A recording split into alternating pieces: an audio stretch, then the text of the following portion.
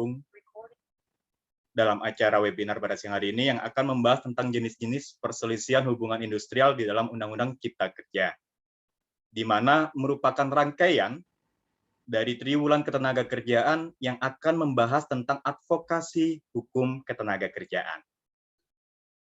Pada kegiatan kali ini, kita akan bahas tentang jenis-jenis perselisihan hubungan industrial. Namun, di kegiatan-kegiatan berikutnya, kita akan masuk dalam proses pembahasan bipartit, tripartit, hingga pengadilan hubungan industrial.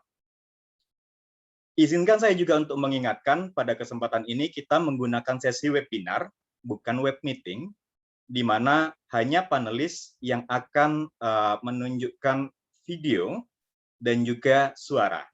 Namun, kami juga mengundang Bapak dan Ibu sebagai peserta untuk nanti di dalam sesi tanya-jawab bisa menanyakan secara langsung kepada pemateri ataupun narasumber yang sudah hadir bersama dengan kita. Ketika pemateri sedang memberikan pemaparannya, kami persilakan kepada Bapak dan Ibu untuk menuliskan pertanyaan melalui kolom Q&A maupun saling menyapa kepada peserta yang lain melalui kolom chat. Nah, pada hari yang ini, yang membahagiakan ini, izinkan saya juga untuk memperkenalkan diri sebagai moderator pada kesempatan kali ini. Perkenalkan, nama saya adalah Thomas Istriarto, dari Ketua Lembaga Bantuan Hukum Forsi. Telah hadir bersama kita pada siang hari ini juga Ibu Purwaningditya Murti Wahyuni, SHM Hum, yang merupakan Kaprodi dari Universitas Terbuka. Beserta dengan Ibu Kaprodi, hadir juga bersama dengan kita seluruh jajaran tim Abdi Mas dari Universitas Terbuka. Di samping itu, kita juga telah dihadiri oleh pemateri kita, Ibu Megafuri Apriandini, SHMH, serta pemateri utama yaitu Profesor Dr. Aloysius Wiono, yang merupakan Guru Besar Universitas Indonesia. Baik, tanpa menunggu lama lagi, kami persilakan kepada Ibu Purwaningditya Murti Wahyuni, SHM Hum, untuk memberikan pembukaan atau opening remarks, tempat dan waktu kami persilakan. Silakan Ibu. Terima kasih Pak Thomas. Assalamualaikum warahmatullahi wabarakatuh. Selamat siang dan salam sejahtera untuk kita semua. Om Swastiastu, Namo Buddhaya, salam kebajikan. Yang kami hormati Bapak Profesor Dr. Aloysius Wiono SHMH selaku pemakalah utama dalam kegiatan webinar siang hari ini. Yang saya hormati Pak Thomas dan tim, juga yang saya hormati seluruh peserta yang telah hadir dalam acara webinar yang diselenggarakan oleh Program Studi Ilmu Hukum Universitas Terbuka berkolaborasi dengan Forsih dalam rangka satu bentuk pengabdian kepada masyarakat yang harus dilakukan oleh dosen. Pada kesempatan ini, kami atas nama Program Studi Ilmu Hukum Universitas Terbuka mengucapkan banyak terima kasih kepada Profesor Dr. Aloysius Wiono SHMH yang bersedia memberikan materi yang sangat-sangat ditunggu oleh peserta karena memang materi-materi terkait dengan Undang-Undang Cipta Kerja ini sangat-sangat sedang sangat-sangat hangat di antero Indonesia. Pada kesempatan ini juga kami mohon maaf seandainya kegiatan ini kurang bisa diterima atau kurang maksimal dalam memberikan pelayanan kepada Bapak Ibu semua. Mohon maaf atas kekurangannya dan sekali lagi kegiatan ini adalah kolaborasi dari Program Studi Ilmu Hukum Universitas Terbuka dengan Forsih, karena Forsih ini adalah satu lembaga bantuan hukum di mana pimpinannya adalah Mas Thomas Istriarto, adalah salah satu alumni dari mahasiswa alumni dari Program Studi Ilmu Hukum UT, dan beliau kemudian atas dasar S1-nya Ilmu Hukum UT melanjutkan ke S2 Hukum UI, dan inilah bentuk kerjasama yang memang akan kita laksanakan setiap tahunnya bersinergi dengan para alumni, bersinergi juga dengan para mahasiswa. Untuk tidak memperpanjang waktu, kegiatan webinar ini kami nyatakan untuk dibuka. Sekali lagi terima kasih kepada Prof. Alusius Uwiono dan juga Bu Mega Furi. Bu Mega Furi ini adalah dosen dari program studi ilmu hukum, di mana nanti memang kegiatan webinar ini kami akan laksanakan sebanyak 3 kali. Jadi kami masih punya kesempatan-kesempatan yang akan datang, yang nanti Bapak Ibu bisa bergabung dalam kegiatan webinar di saat yang akan datang. Demikian Bapak Ibu semuanya, terima kasih dan selamat mengikuti webinar yang diselenggarakan kolaborasi Program Studi Ilmu Hukum Universitas Terbuka dengan Forsi. Terima kasih, saya akhiri dengan wassalamualaikum warahmatullahi wabarakatuh. Baik, terima kasih Ibu atas pembukaan yang sangat luar biasa sekali, dan terima kasih juga atas kolaborasi yang luar biasa yang bisa kita selenggarakan pada siang hari ini. Baik, izinkan saya juga untuk memperkenalkan sedikit terhadap kedua pemateri kita atau narasumber kita yang sudah siap dengan materinya.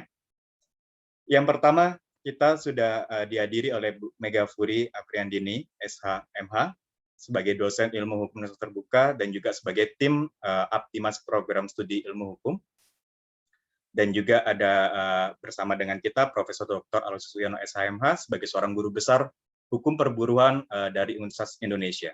Ini merupakan hari yang sangat bahagia sekali karena secara pribadi kedua dosen saya dapat bertemu dalam suatu acara yang luar biasa.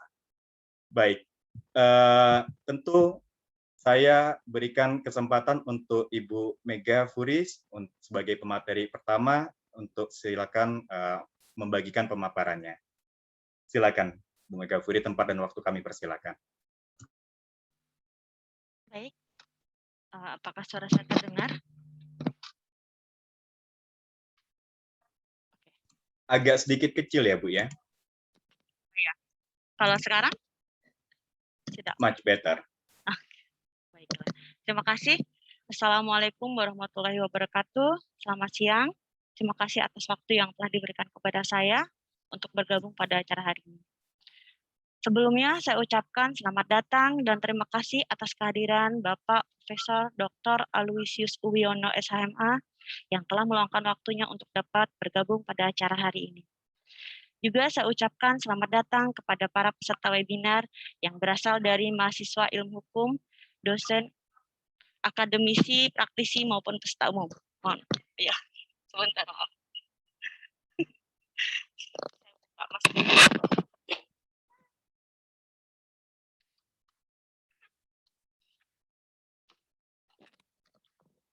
Biar agak jelas. Oke. Sudah ya? Oke. Seperti yang telah disampaikan sebelumnya oleh moderator dan sambutan oleh Ibu Kaprodi Ilmu Hukum UT, webinar ini akan diselenggarakan oleh LBH Forsi yang merupakan perkumpulan dari sarjana hukum Universitas Terbuka yang bekerja sama dengan tim Aptimas Prodi Ilmu Hukum UT dengan mengangkat tema jenis perselisihan hubungan industrial dalam Undang-Undang Cipta Kerja. Mohon izin untuk saya menyampaikan sedikit materi sebelum Prof. Uwiono menyampaikan materi utama pada kegiatan hari ini. Perkenalkan, nama saya Mega Furi Apriandini, dosen ilmu hukum UT yang akan menyampaikan sebagai perwakilan dari tim Aptimas. Nah, hari ini saya akan menyampaikan sedikit materi tentang pengaturan ketenagakerjaan dalam Undang-Undang Cipta Kerja selama kurang lebih 15 menit ke depan. Mohon izin ya, Prof. Oke, saya akan share screen. Oke.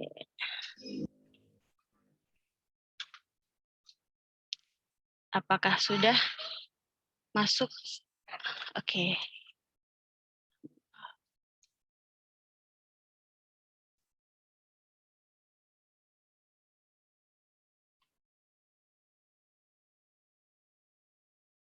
Baik. Saya tidak akan membahas secara luas mengenai hubungan industrial, karena saya hanya akan mengangkat mengenai peraturan ketenagakerjaan aja sedikit di dalam Undang-Undang Cipta Kerja. Baik.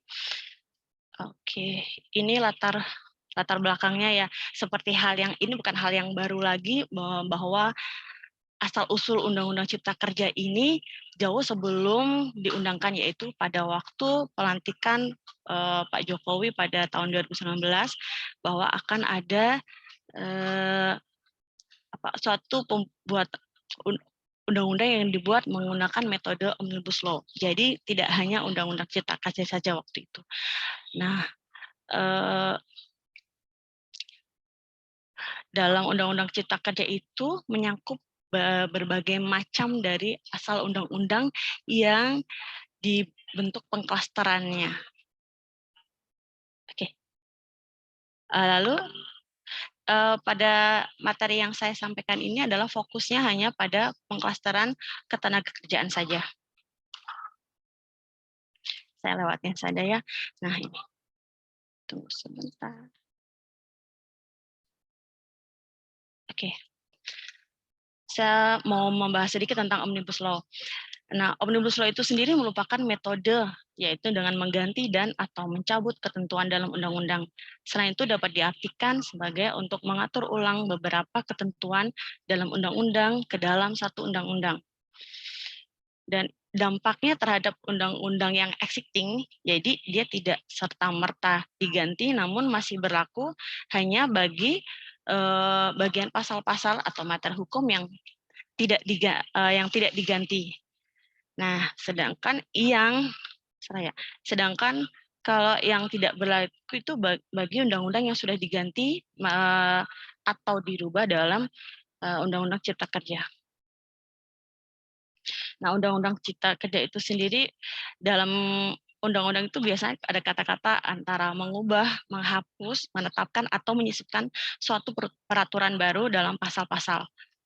Nah, saat ini dalam ketenagakerjaan itu sudah ada 4 turunan dari Undang-Undang Cipta Kerja, yaitu yang pertama PP nomor 35 tahun 2001 tentang perjanjian kerja waktu tertentu, alih daya, waktu kerja, dan waktu istirahat, dan pemutusan hubungan kerja. Yang kedua adalah PP nomor 36 tahun 2021 tentang pengupahan. Dan yang ketiga, PP nomor 37 tahun 21 tentang penyelenggaraan program jaminan kehilangan pekerjaan, dan yang terakhir adalah PP nomor 34 tentang penggunaan tenaga kerja asing. Ini data yang saya tampilkan itu adalah waktu masih RUU, tapi tidak banyak berubah ya.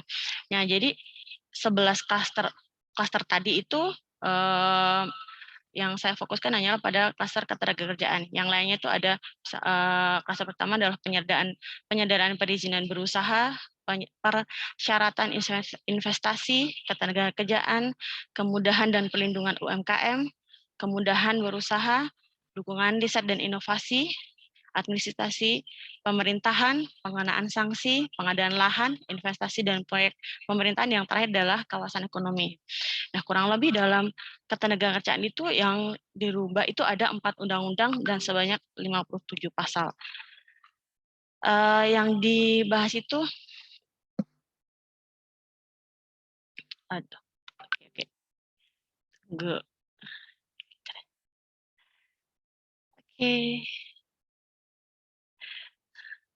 tunggu sebentar.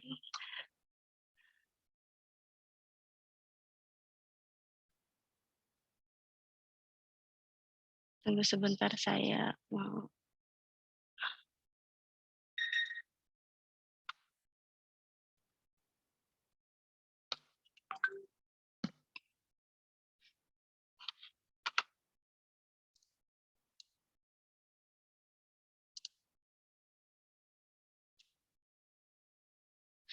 Mohon maaf, saya ganti dulu.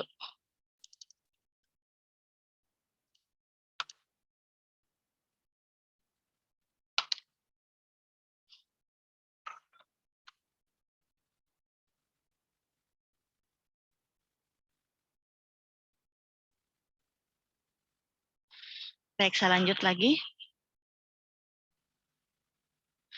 Nah, dalam pangkasteran ketenagakerjaan itu yang dirubah atau diganti ataupun dihapus itu adalah mengenai upah minimum, mengenai outsourcing, tenaga kerja asing, pesangon PHK atau sweetener atau bonus, dan juga jam kerja. Nah, dari beberapa hal tadi akan saya highlight, namun tidak semuanya. Yang pertama adalah mengenai upah minimum. Upah minimum itu seperti yang ramai sebelum undang-undang ini disahkan adalah kekhawatiran-kekhawatiran seperti misalkan akan turun atau bagaimana. Nah, pada saat undang-undang ini sudah disahkan bahwa sebenarnya upah minimum itu tidak turun. Dan yang kedua, pengusaha dilarang membayar upah lebih rendah dari upah minimum.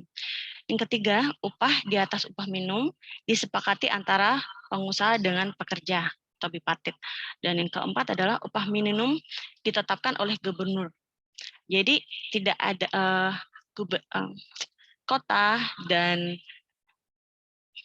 kabupaten itu tidak lagi menetapkan upah minimum, namun tetap dimungkinkan atas sesuai dengan persyaratan yang berlaku. Dan yang kelima, kenaikan upah minimum memperhitungkan pertumbuhan ekonomi daerah atau inflasi daerah. Oke. Sebenarnya dalam Undang-Undang Cipta Kerja itu terdapat beberapa poin yang hilang dari Undang-Undang Ketenagakerjaan, yaitu poin tentang upah karena tidak masuk kerja, karena berhalangan, upah karena menjalankan hak waktu istirahat kerjanya, upah untuk membayar pesangon, dan upah untuk memperhitungkan pajak penghasilan. Jadi jenis dari upah itu ada yang dikurangin. Ini adalah bentuk dari perbedaannya dari UU Naker. Baik, ini yang saya sebutkan tadi bahwa ketentuannya itu ada yang berubah. Pertama yaitu jenis upah yang dikurangin. Kedua adalah komponen hidup layak tidak lagi dimasukkan. Yang ketiga, masa kerja tidak dipertimbangkan karena dalam UU CK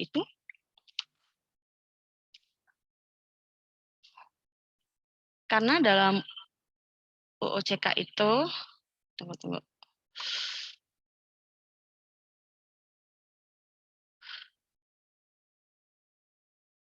Bahwa salah satu standar penetapan upah minimum adalah berdasarkan kebutuhan layak hidup, namun Undang-Undang Cipta Kerja standarnya itu sendiri karena memperhatikan golongan, jabatan, masa kerja, dan pendidikan. Lalu ada juga komponen yang baru yaitu komponen satuan dan waktu. Nah ini. Lalu upah bagi usaha mikro dan kecil atau UMK, ya, yang pertama adalah upah UMK ditetapkan berdasarkan kesepakatan pengusaha UMK dengan pekerja. Dan yang kedua adalah upah UMK sekurang-kurangnya sebesar persentase tertentu dari rata-rata konsumsi masyarakat. Waktu istirahat dan cuti itu banyak peraturan yang berubah sebenarnya. Namun seperti istilah yang ditegaskan, yaitu perbedaan antara istirahat dan cuti atau masing-masing di dalamnya, karena berbagai penjelasan mengenai istirahat ada banyak, dan juga tentang cuti, misalkan cuti melahirkan dan cuti tahunan. Nah, istilah-istilah itu diatur dalam UCK secara tegas. Kemudian perjanjian kerja waktu tertentu atau PKWT. Nah, yang pertama, perbedaan yang dalam UCK itu adalah pelaksanaan PKWT tetap ada batas waktunya berdasarkan kesepakatan pengusaha dan pekerja. Yang kedua, PKWT hanya dapat dilakukan untuk pekerjaan yang bersifat tidak tetap. Dan yang ketiga, pekerja berhak atas uang kompensasi berakhirnya PKWT. Yang hal ini belum ada pada Undang-Undang Ketenagakerjaan dan baru dimunculkan pada UU CK saat ini.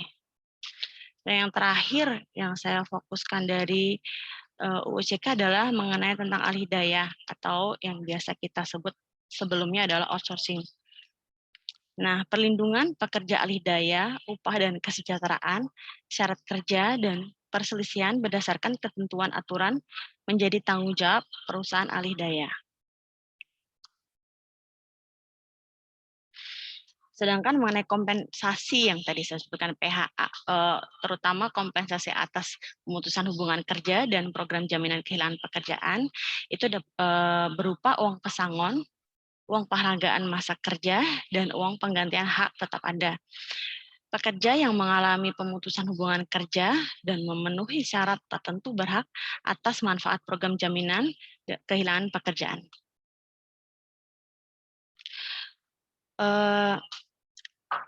Ini mengenai perselisihan hubungan industrial dalam UU CK kan memang tidak dirubah undang-undangnya ya. Namun disinggung hanya sedikit, itu kurang lebih itu adalah ketika berkaitan tentang yang pertama berakhirnya perjanjian kerja yang ada pada dalam pasal 61, perlindungan bipartit dalam pasal 151 ayat 4, mengenai PHK dalam pasal 154A, ini baru, jadi baru diatur di UU CK, dan yang terakhir adalah pengusaha dan pekerja atau buruh tetap melaksanakan kewajiban selama PPHI dalam pasal 157A, ini juga baru. Saya hanya menyampaikan sedikit saja, nanti secara lebih jelas lagi akan disampaikan, secara lebih kompleks akan disampaikan oleh Prof. Uwiono. Terima kasih dari saya. Baik, terima kasih Ibu Mega atas pemaparannya yang luar biasa. Kita memahami terdapat beberapa poin-poin yang memang menarik untuk kita bahas lebih lanjut ya. Terutama mungkin tentang adanya perbedaan hak yang dulunya PKWT tidak mendapatkan kompensasi, sekarang menjadi ada kompensasi. Nah, ini kan nanti akan masuk ke dalam perselisihan hak. Belum lagi untuk yang hal-hal lainnya. Nah, mungkin untuk selanjutnya kita akan lebih mendalami lagi materinya dari Profesor Dr. Aloysius Uwiono, SHMH. Kami persilakan, Prof, tempat dan waktunya. Ya, baik. Selamat sore semuanya. Selamat sore, Prof. Selamat sore. Kepada saya diminta untuk saya share screen dulu ya. Silakan, Prof.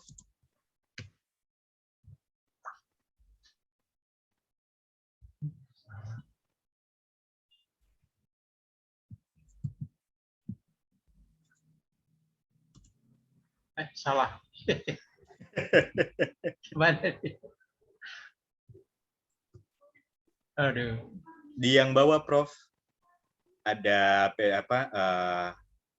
slideshow yang sudah Prof siapkan itu di bawah, di taskbarnya, sebelahnya 34 derajat Celcius, Prof. Di mana? Di bawah, paling bawah, Prof. Paling bawah, bawah lagi, bawah, bawah. Yang, nah di bawah, Prof, bawahnya lagi, kursornya akan ke mana? Kanan, kanan. Nggak ada. Di taskbarnya, Prof. Iya, di jajaran taskbarnya, Prof. Nah, iya. Agak ke kiri kan? Kiri sekali, Prof. Kiri sekali. Ini. Yang sebelah kirinya lagi, Prof. Yang sebelahnya Google Chrome. Kiri kan kembali, Prof. Agak jauh. Kiri, kiri. Kiri. Ya. Kiri terus, Prof. Terus. Oh, sini. Kiri lagi. Kiri lagi. Sedikit lagi, Prof. Kiri lagi. Sini. Kiri lagi. Nah, itu. Saya rasa itu sudah Prof buka. Iya. Oh, iya, betul. Terima kasih, Prof. Keadaan sehat, Prof? Sehat. Luar biasa, Prof ya.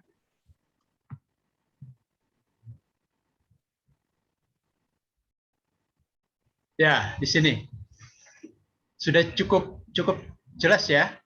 Sangat jelas, Prof.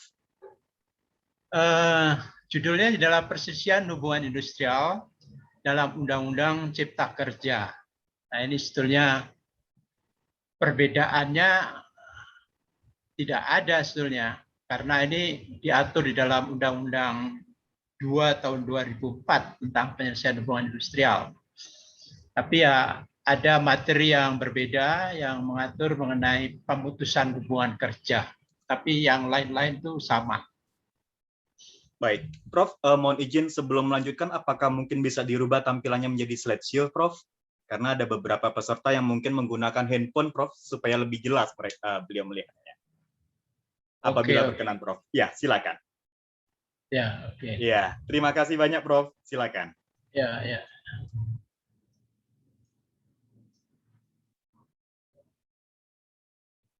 Nah, ini sejarahnya ya, sejarah pelestarian hubungan industrial.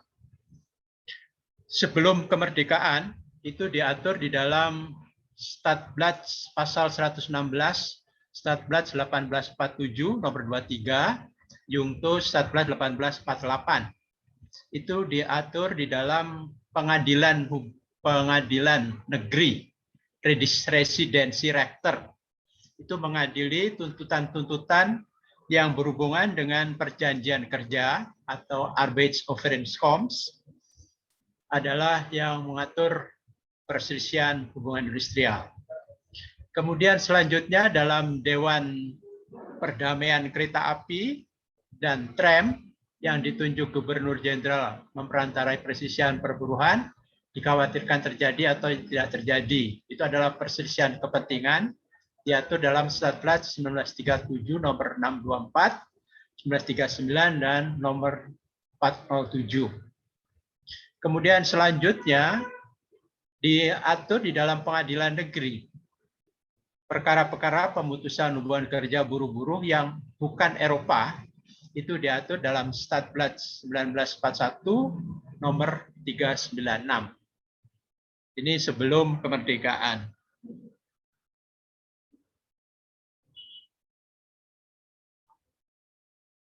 Kemudian sesudah kemerdekaan, perselisihan hubungan industrial itu diselesaikan oleh Kantor Pengawasan Perburuhan Penyelesaian Perselisihan Hak dan Kantor Penyelesaian Perselisihan Kepentingan. Jadi ada perselisihan hak dan ada perselisihan kepentingan. Masing-masing berbeda yang menangani. Yang diatur dalam Instruksi Menteri Nomor Perburuhan Nomor PBU U 4091/1950. Kemudian diatur di dalam Kantor Penempatan Perburuan Penyelesaian Kasus PHK massal. Itu diatur dalam Surat Edaran Menteri Perburuan Nomor PPU 3994/1950. Kemudian selanjutnya dibentuk Panitia Penyelesaian Perselisihan Daerah atau Panitia Penyelesaian Perselisihan Pusat. Ini menyelesaikan perselisihan perburuhan yang mencakup perselisihan hak dan perselisihan kepentingan. Diatur dalam Peraturan Kekuasaan Militer, Nomor 1 tahun 1951, kemudian dicabut oleh Undang-Undang Darurat Nomor 16 tahun 1991, kemudian selanjutnya dicabut lagi oleh Undang-Undang Nomor 22 tahun 57. Jadi panitia penyelesaian perburuhan daerah dan panitia penyelesaian pusat. Kemudian selanjutnya dengan lahirnya Undang-Undang 2 tahun 2004, maka Pengadilan Hubungan Industrial mengadili perselisihan hubungan industrial yang mencakup perselisihan hak, perselisihan kepentingan, pemutusan hubungan kerja, dan perselisihan antar serikat pekerja, serikat buruh. Itu diatur dalam Undang-Undang 2 tahun 2004 yang sekarang masih berlaku. Nah, akan kita uraikan mengenai perselisihan hubungan industrial menurut Undang-Undang Nomor 2 tahun 2004. Nah, sebelum kita menguraikan mengenai perselisihan hubungan industrial, saya menjelaskan mengenai sumber hukum perburuhan. Sumber hukum perburuhan, karena sumber hukum perburuhan kan merupakan sumber yang akan menjadi perselisihan dalam hubungan industrial itu.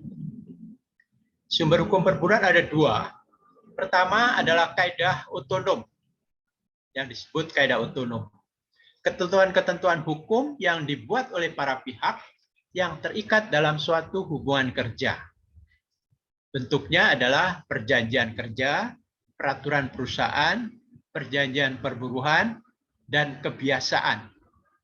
Nah, dari kaidah otonom di sini terdapat berbagai macam bentuk hukum perburuhan, yaitu perjanjian kerja, peraturan perusahaan, perjanjian perburuhan, atau perjanjian kerja bersama, atau kebiasaan. Selanjutnya adalah yang disebut kaidah heteronom.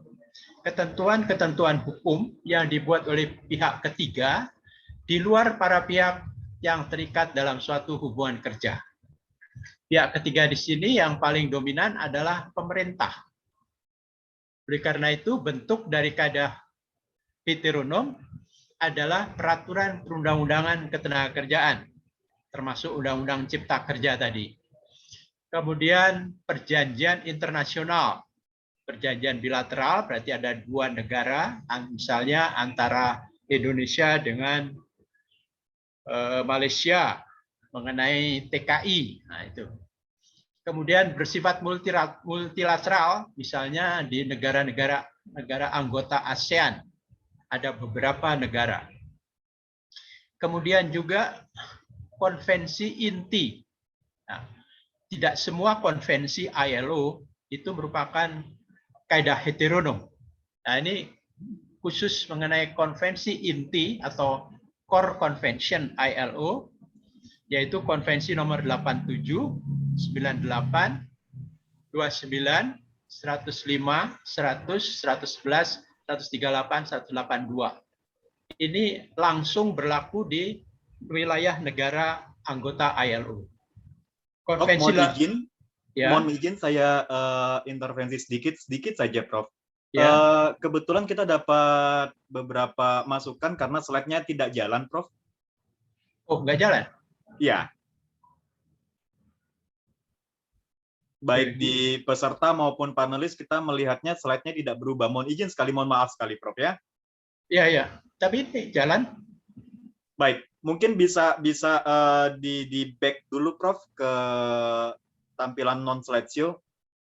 Jadi nanti kita bisa lihat seperti itu, enggak apa-apa, sedikit lebih kecil, mungkin bisa atau mungkin kita akan bantu share screen dari kami ya, Prof ya. Oke, dari situ ada. Boleh Coba. ya, Prof ya? Ya, boleh.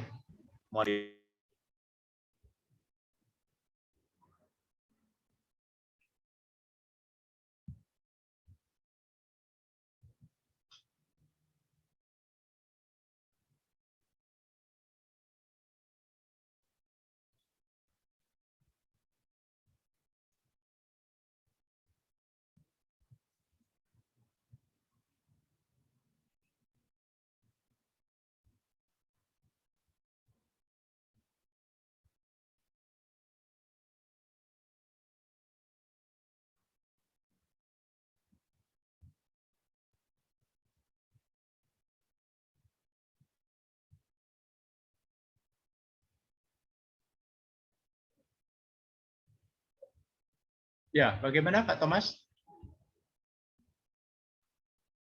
Sudah terlihat ya, Prof? Ya, sudah. Baik, berubah ya? Ya, berubah. Oke, tadi sampai di slide ketiga, Prof.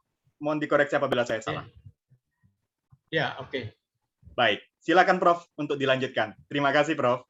Ya, oke. Ini sesudah kemerdekaan, maka penyelesaian perselisihan hubungan industrial itu diatur dalam Undang-Undang 2 tahun 2004. Ya. Selanjutnya. Nah, sebelum kita menjelaskan mengenai perselisihan hubungan industrial, saya menjelaskan sumber hukum dulu. Sumber hukum perburuhan. Sebab ada berbagai macam bentuk hukum perburuhan. Ada berbagai macam bentuk hukum perburuhan. Ada perjanjian kerja, ada peraturan perusahaan, ada perjanjian perburuhan, ada kebiasaan yang disebut kaidah otonom, yaitu ketentuan-ketentuan hukum yang dibuat oleh para pihak yang terikat dalam suatu hubungan kerja.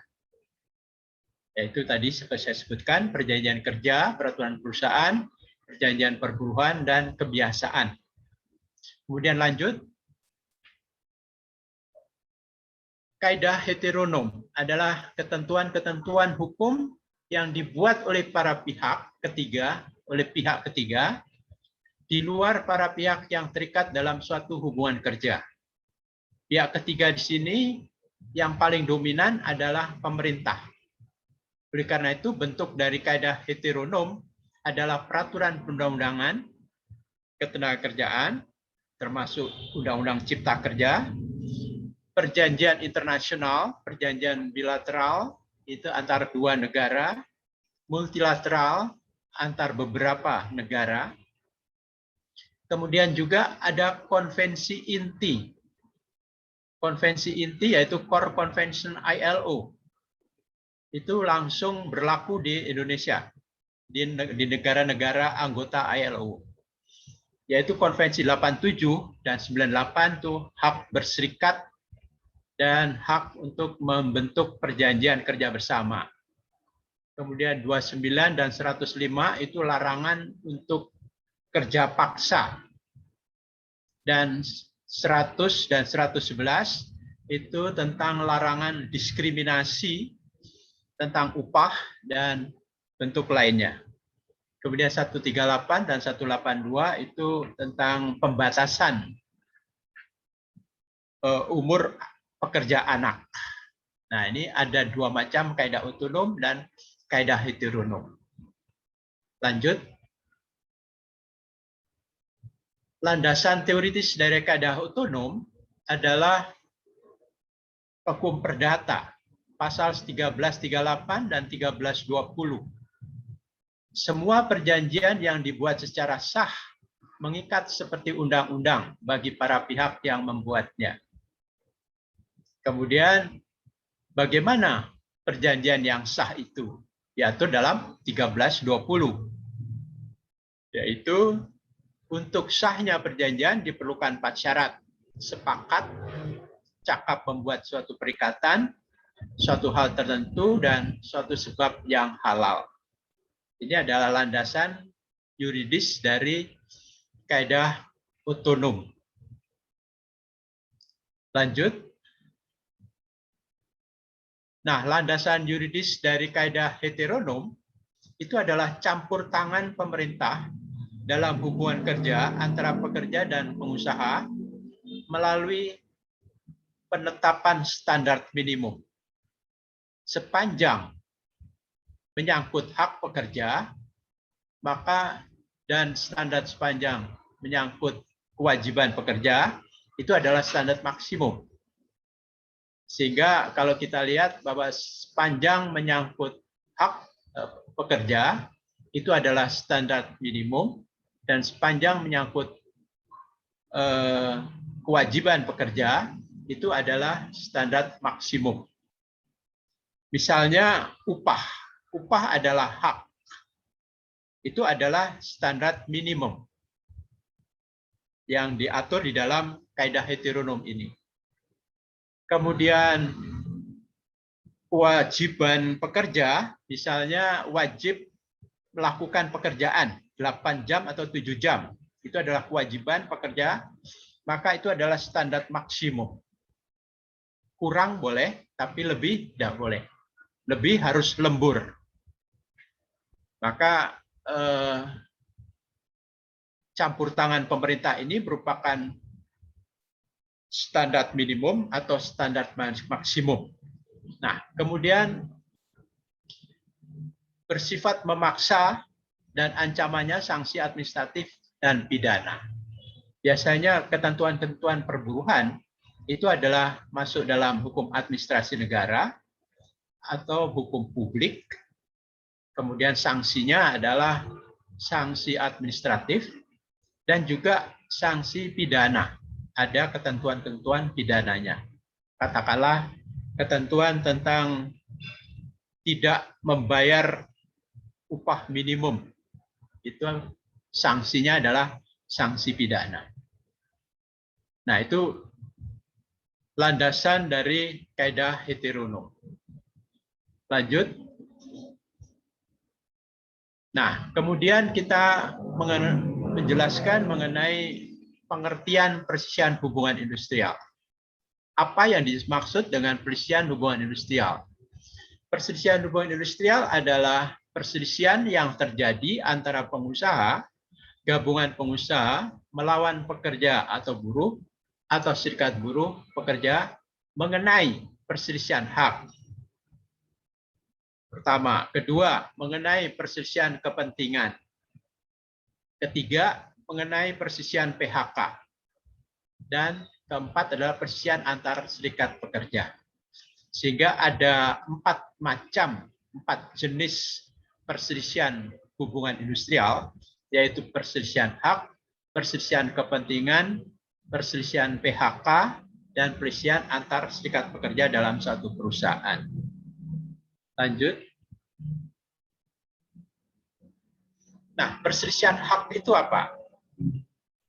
Perselisihan hak adalah perbedaan pendapat tentang pelaksanaan perlakuan syarat-syarat kerja dan keadaan ketenagakerjaan dan perbedaan penafsiran peraturan hukum yang berlaku. Sehingga perselisihan hak itu timbul karena akibat dari perbedaan pelaksanaan suatu aturan atau perbedaan perlakuan diskriminasi terhadap buruh. Atau juga bisa perselisihan hak itu adalah perbedaan penafsiran terhadap suatu pasal tertentu. Maka itu disebut perselisihan hak. Kemudian apa bedanya dengan perselisihan kepentingan? Perselisihan kepentingan adalah perbedaan pendapat tentang perubahan syarat-syarat kerja dan keadaan ketenagakerjaan. Perbedaan pendapat misalnya pekerja menuntut kenaikan upah, menuntut 50%, kemudian tidak dipenuhi oleh pengusaha. Maka terjadi perselisihan. Mungkin akibatnya adalah pengusaha hanya memberikan 10%. Kemudian pekerja atau serikat pekerja lebih dari 50%. Sehingga kemudian timbul kesepakatan kenaikan upah adalah 25%. Maka itu adalah perselisihan kepentingan. Kemudian perselisihan PHK, perbedaan pendapat tentang berakhirnya hubungan kerja. Berakhirnya hubungan kerja. Ini perselisihan PHK. Kemudian perselisihan antar serikat pekerja atau perbedaan pendapat tentang keanggotaan serikat pekerja atau tentang kewenangan mewakili anggota serikat pekerja. Dengan demikian ada 4 macam perselisihan. Perselisihan hak, perselisihan kepentingan, perselisihan PHK, dan perselisihan antar serikat pekerja. Nah, bagaimana menyelesaikan perselisihan-perselisihan ini? Kemudian kita lanjut. Tata caranya adalah pertama harus kita selesaikan secara bipartit. Secara bipartit, artinya musyawarah untuk mufakat. Nah, penyelesaian secara musyawarah untuk mufakat tanpa pihak ketiga. Gitu. Ini adalah penyelesaian yang ideal. Kalau bisa diselesaikan secara bipartit, maka tanpa pihak ketiga, perselisihan itu selesai. Apakah perselisihan hak, perselisihan kepentingan, perselisihan antar serikat pekerja, dan perselisihan PHK. Nah, kemudian pada saat bipartit harus membuat risalah. Risalah isinya adalah nama dan alamat, tanggal dan tempat perundingan, pokok masalah, serta penyebab perselisihan, pendapat para pihak bagaimana, kemudian kesimpulan. Kemudian tanggal dan tanda tangan perunding itu adalah isi dari kesepakatan bipartit. Artinya setuju atau tidak setuju untuk menyelesaikan perselisihan itu. Kemudian membuat perjanjian bersama kalau tercapai kesepakatan. Nah, ini waktunya adalah 30 hari penyelesaian musyawarah untuk mufakat ini. Kalau 30 hari tidak selesai, maka itu masuk dalam gagalnya perundingan, gagalnya bipartit ini. Kemudian kalau tercapai kesepakatan, PB atau perjanjian bersama wajib didaftarkan, dimohonkan eksekusi di PHI, di wilayah hukum PB didaftarkan atau di wilayah hukum pemohon. Berarti selesailah sudah itu kalau PB ini tercapai. Kalau tidak tercapai, maka para pihak harus menyelesaikan proses selanjutnya. Selanjutnya, oke. Nah, selanjutnya adalah mediasi. Mediasi adalah pegawai Kementerian Ketenagakerjaan.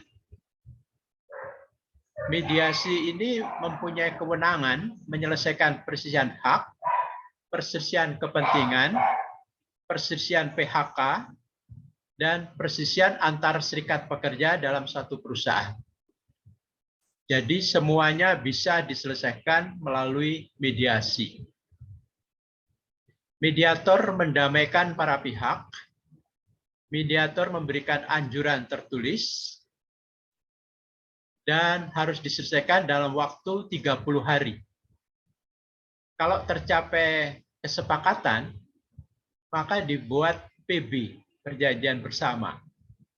Itu kemudian wajib didaftarkan dan dimohonkan eksekusi ke Pengadilan Hubungan Industrial. Maka penyelesaiannya selesai di tingkat mediasi. Kalau tidak selesai, artinya mediator mengeluarkan anjuran. Anjuran selama 30 hari, mediator mengeluarkan anjuran. Anjurannya apa? Penyelesaian mengenai perselisihan hubungan industrial tadi. Kalau tidak capai, kemudian selanjutnya diselesaikan melalui Pengadilan Hubungan Industrial. Lanjut. Nah, atau konsiliasi. Lembaga yang berikutnya adalah pegawai swasta. Pegawai swasta bukan pegawai pemerintah di sini. Oleh karena itu, kewenangan konsiliator atau konsiliasi ini menyelesaikan perselisihan kepentingan, perselisihan PHK, perselisihan antar serikat pekerja dalam satu perusahaan. Jadi ada 3 macam perselisihan, sedangkan perselisihan hak itu tidak bisa diselesaikan melalui konsiliasi. Berbeda dengan mediasi tadi, dapat menyelesaikan 4-empatnya. Kemudian proses selanjutnya sama dengan mediasi, yaitu konsiliator mendamaikan para pihak. Kalau dapat damai, maka dibuat perjanjian bersama. Tapi kalau diselesaikan konsiliator ini tidak dapat damai, maka konsiliator akan menganjurkan suatu anjuran tertulis. Dan penyelesaiannya harus selesai dalam waktu 30 hari. Nah, perjanjian bersama didaftarkan dan dimohonkan eksekusi ke PHI. Kalau tercapai kesepakatan. Kalau tidak tercapai, ya harus ke Pengadilan Hubungan Industrial. Proses selanjutnya adalah lanjut arbitrase. Lanjut.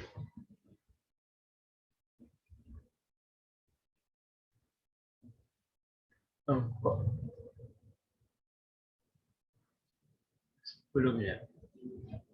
Arbitrase.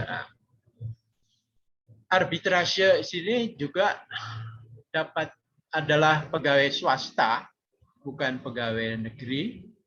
Oleh karena itu kewenangannya adalah perselisihan kepentingan dan perselisihan antar serikat pekerja dalam satu perusahaan. Ini lebih kecil lagi. Hanya menyelesaikan perselisihan kepentingan dan perselisihan antar serikat pekerja. Kalau konsiliasi tadi, perselisihan kepentingan, perselisihan antar serikat pekerja, dan PHK, 3. Kalau ini hanya 2 saja yang merupakan kewenangan dari arbitrase. Arbiter mendamaikan para pihak. Arbiter memberikan putusan final and binding. Jadi putusannya bersifat final dan bersifat mengikat. Kemudian dalam 30 hari dapat diperpanjang, 14 hari harus sudah selesai. Kemudian kalau tercapai akte perdamaian, maka wajib didaftarkan memohonkan eksekusi ke Pengadilan Hubungan Industrial. Jadi melalui arbitrase itu selesai dalam waktu 30 hari atau dapat diperpanjang. Dan putusannya bersifat final and binding. Tidak dapat dikasasi ke Mahkamah Agung. Artinya sudah selesai di tingkat arbitrase. Saya kira itu. Nah, kenapa final and binding? Karena dalam proses arbitrase, para pihak arbiternya itu memberikan kesempatan kepada para pihak untuk berunding. Nah, hasil perundingannya itulah merupakan putusan arbitrase. Arbitrase hanya memberikan masukan-masukan bagaimana penyelesaiannya.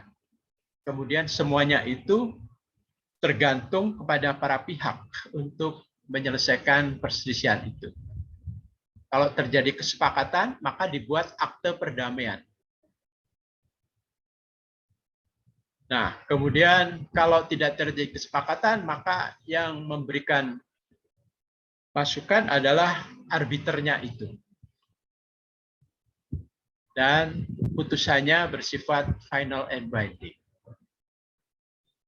Itu arbitrase. Lanjut. Nah, dalam 30 hari ditetapkan, kemudian dapat dimintakan pembatalan. Nah, ini tidak dapat banding ke kasasi ke Mahkamah Agung, tetapi bisa dimintakan pembatalannya. Misalnya putusan arbitrase tadi data palsu atau datanya disembunyikan atau ada tipu muslihat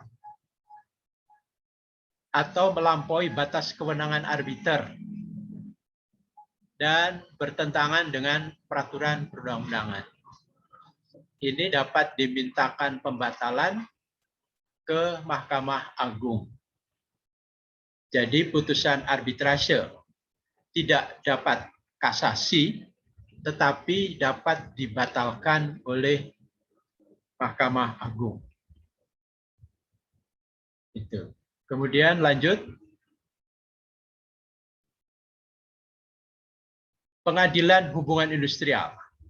Nah, tadi Pengadilan Hubungan Industrial adalah pengadilan khusus pada pengadilan negeri.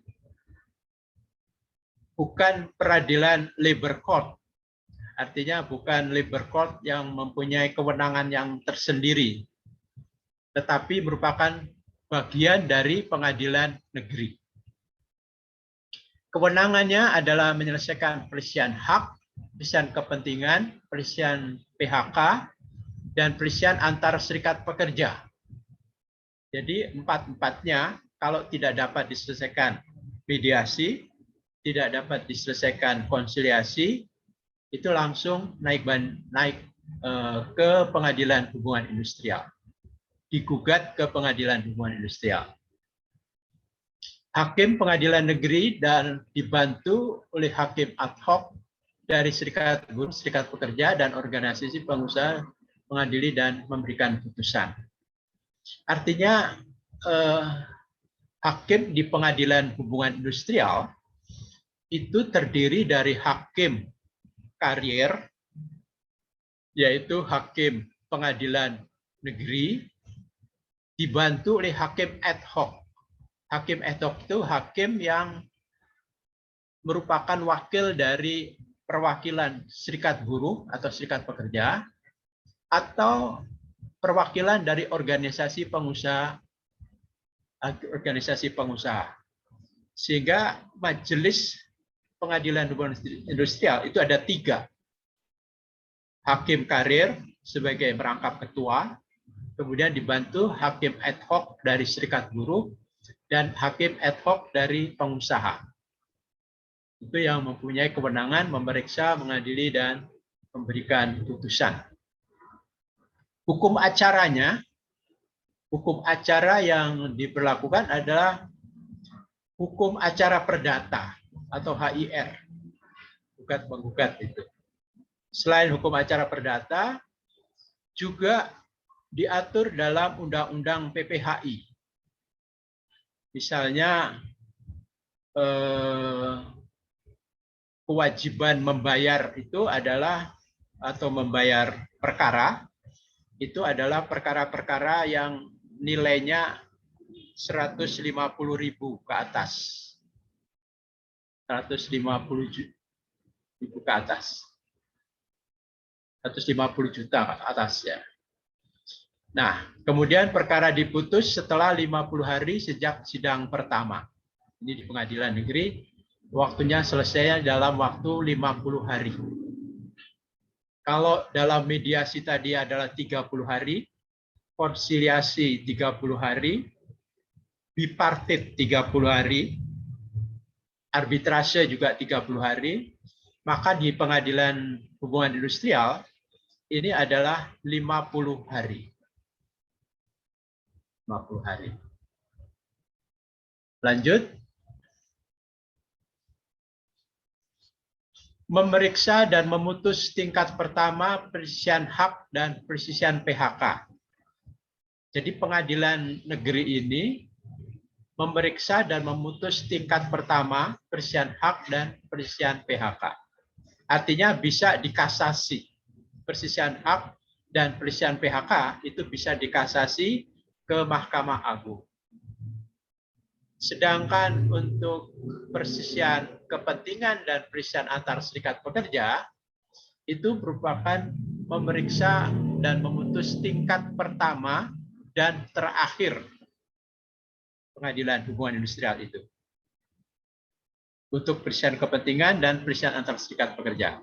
Jadi setelah putus di pengadilan hubungan industrial, maka tidak dapat lagi dikasasi ke Mahkamah Agung. Sudah putus, sudah final, sudah inkrah. Nah, ini harus diingat ini. Untuk perselisihan hak dan perselisihan PHK, pengadilan hubungan industrial itu adalah tingkat pertama. Kemudian bisa naik kasasi ke Mahkamah Agung. Sedangkan untuk perselisihan kepentingan dan perselisihan antar serikat pekerja itu adalah tingkat pertama dan terakhir. Tidak dapat kasasi ke Mahkamah Agung. Kemudian memeriksa dan memutus perselisihan yang gagal, mediasi atau konsiliasi. Jadi perselisihan yang diselesaikan melalui mediasi tadi gagal, tidak tercapai kesepakatan, dan mereka gugat ke pengadilan hubungan industrial. Demikian juga perkara-perkara yang diselesaikan melalui konsiliasi tadi. Kemudian gugatan diajukan ke PHI di wilayah domisili pekerja. Kemudian hakim dapat meminta penyempurnaan gugatan. Jadi gugatan yang masuk ke pengadilan hubungan industrial itu harus hakim harus memberikan apa istilahnya, mengoreksi bahwa gugatan ini bisa langsung atau tidak langsung. Kemudian hakim dapat meminta penyempurnaan gugatan. Jadi meminta kepada para penggugat untuk menyempurnakan gugatan tadi. Kemudian gugatan hanya dapat dicabut sebelum tergugat memberikan jawaban kecuali atas persetujuan tergugat. Gugatan hanya dapat dicabut sebelum tergugat memberikan jawaban kecuali atas persetujuan tergugat. Kemudian perselisihan hak dan perselisihan kepentingan diikuti perselisihan PHK, maka perselisihan hak dan perselisihan kepentingan harus didahulukan. Nah, ini supaya dapat diselesaikan. Artinya kalau perselisihan hak dan perselisihan kepentingan diikuti perselisihan PHK, maka tidak boleh diselesaikan PHK-nya lebih dahulu. Tetapi perselisihan hak harus diselesaikan, perselisihan kepentingan diselesaikan, baru penyelesaian perselisihan PHK-nya. Sehingga perselisihan hak dan perselisihan kepentingan itu bisa diselesaikan lebih dahulu sebelum PHK. Lanjut. Nah, ini Mahkamah Agung. Kasasi. Mahkamah Agung RI kewenangannya adalah perselisihan hak dan perselisihan pemutusan hubungan kerja. Artinya perselisihan kepentingan dan perselisihan antar serikat pekerja tidak masuk ke Mahkamah Agung karena diselesaikan di PHI. Sudah inkrah. Kemudian Hakim Agung Karir dibantu Hakim Agung ad hoc dari serikat buruh dan serikat pekerja, pengusaha, memeriksa, mengadili, dan memberikan putusan. Jadi sama dengan di PHI tadi, hakim ad hoc dari serikat buruh dan hakim ad hoc dari pengusaha. Di sini hakim ad hoc dari serikat buruh, hakim agung ad hoc dari serikat buruh, dan hakim agung ad hoc dari organisasi pengusaha. Kemudian yang ketiga adalah Hakim Agung Karir, itu sebagai ketua. Jadi majelisnya ada 3. Kemudian penyelesaiannya juga harus 30 hari harus selesai di Mahkamah Agung ini. Lanjut. Jadi perkara hubungan industrial itu selesai dalam waktu 140 hari. 140 hari. 30 hari bipartit, 30 hari mediasi atau konsiliasi atau arbitrase, kemudian 50 hari di PHI, dan 30 hari di Mahkamah Agung harus selesai. Saya kira demikian penjelasan saya mengenai perselisihan hubungan industrial ini. Terima kasih. Baik, terima kasih banyak Prof. Atas pemaparan materinya, sangat luar biasa. Bukan hanya membahas tentang masalah jenisnya saja, tapi juga sedikit memberikan pencerahan tentang masalah bagaimana kita bisa menyelesaikan perselisihan hubungan industrial itu sendiri ya Prof. Ya. Ya. Baik, Prof. Mohon izin, kita sudah mendapatkan 11 pertanyaan. Kami berharap Prof. berkenan untuk membantu kami untuk menjawab pertanyaannya secara satu persatu. Jadi kita akan masuk ke dalam sesi tanya jawab. Apabila nanti ada Bapak dan Ibu yang ingin untuk bertanya secara langsung kepada Profesor Dr. Alusi Suyono, kami akan persilakan setelah pertanyaan telah habis kami bacakan, serta masih ada waktu yang tersisa. Baik, langsung saja Prof. Ini kebetulan ada rekan satu kelas saya dulu, dan juga murid dari kita, Profesor Dr. Alusi Suyono, Bu Fitriana. Yeah. Baik, Prof, saya izin membacakan. Bu Fitriana menanyakan, Menteri Ketenagakerjaan RI kemarin baru menerbitkan keputusan Menteri nomor 104 tahun 2021 tentang pedoman pelaksanaan hubungan kerja selama masa pandemi COVID-19. Dalam keputusan Menteri tersebut, terdapat pengaturan mengenai beberapa langkah sebagai upaya pencegahan PHK. Salah satunya tidak melakukan perpanjangan jangka waktu PKWT yang sudah habis jangka waktunya. Yang ditanyakan oleh Bu Fitriana, bagaimana pendapat Prof mengenai hal tersebut? Tentunya akan menambahkan jumlah angka pengangguran.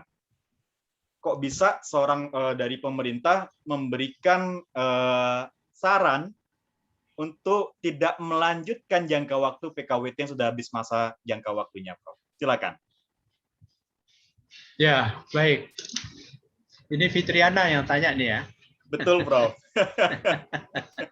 Ya, ini masa pandemi.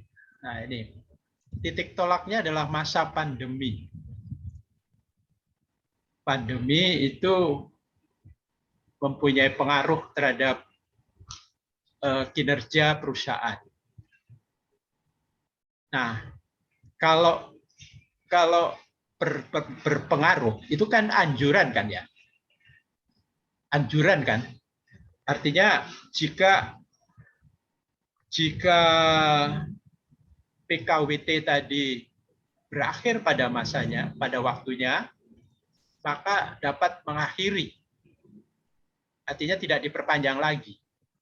Selama perusahaan itu memang menghendaki demikian karena keadaan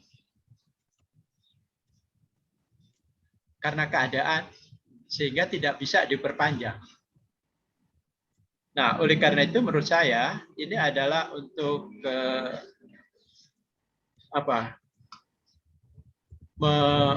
merespons keadaan di mana suatu keadaan yang sangat yang mengganggu perusahaan itu. Kalau perusahaan itu tidak jalan, tidak berproduksi, maka terpaksa harus mem-PHK itu. Nah, itu kemudian bisa di-PHK pada saat PKWT-nya akhir. Nah, itu saya kira untuk membantu perusahaan. Kalau perusahaan itu dalam keadaan pandemi ini terkena dampak, ya, terkena dampak sehingga tidak bisa melanjutkan usahanya. Saya kira demikian. Baik, berarti apabila menurut pendapat Prof memang untuk menghindari korban PHK yang lebih besar, maka apabila perusahaan tidak sanggup lagi, diperbolehkan untuk tidak melanjutkan jangka waktunya untuk menyelamatkan yang lain. Seperti itu analoginya, Prof, ya? Iya, ya. Baik, terima kasih, Prof. Kita ada beberapa pertanyaan dari orang yang sama, yaitu Pak Oyong Darwan. Pak Oyong, pertanyaannya saya melihat Bapak ada beberapa pertanyaan. Di-keep dulu ya, Pak, ya. Nanti saya akan berikan sesi untuk Bapak langsung bertanya kepada Prof, supaya menjawab seluruh pertanyaannya. Saya akan moving dulu ke beberapa pertanyaan yang lain. Ada dari Pak Yusak Soeharja. Mohon izin bertanya, Prof. Kaidah otonom bila kejadiannya perusahaan yang melakukan PKWT untuk bisnis intinya atau core bisnisnya dan bersifat tetap di dalam perjanjian kerja, apakah batal menurut hukum hingga dianggap PKWTT atau tetap mengikat bagi para pihak? Jadi ibaratnya dia sebagai calon pekerja sudah tanda tangan perjanjian kerja, Prof. Dan ternyata baru tahu kalau itu ternyata jadi core bisnis, sehingga apakah perjanjian PKWT-nya ini tetap berlaku atau secara demi hukum menjadi PKWTT? Silakan, Prof. Jadi bagaimana tuh? PKWT apakah masih tetap berlaku apabila pekerjaan yang dilakukannya merupakan core bisnis, Prof?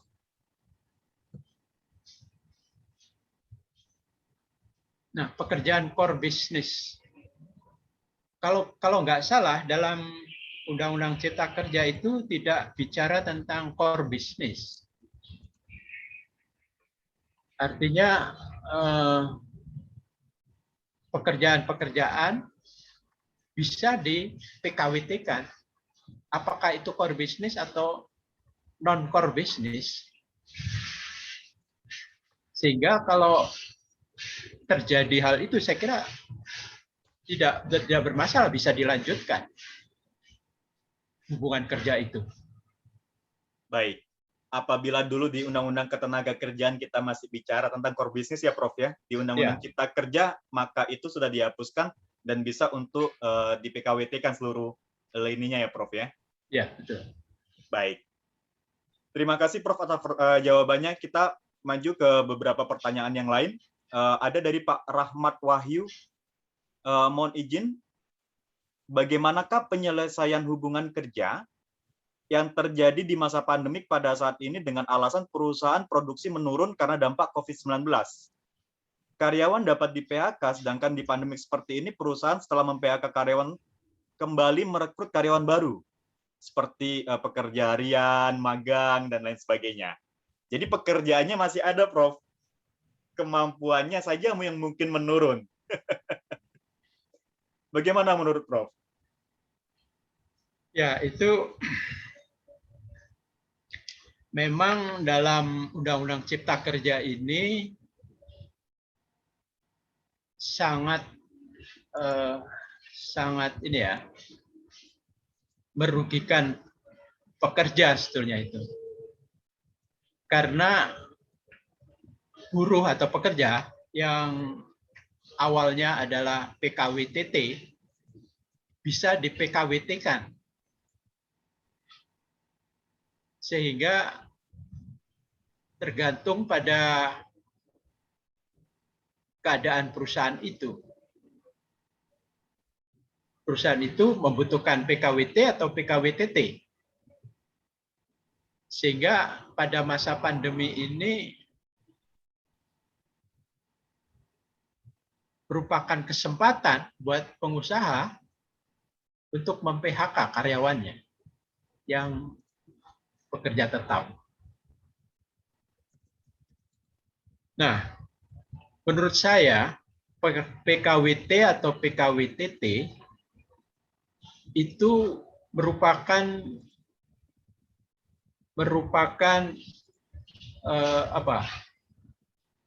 pilihan dari perusahaan itu. Saya kira ada perusahaan-perusahaan yang membutuhkan PKWTT. Artinya buruh itu di PKWTT-kan.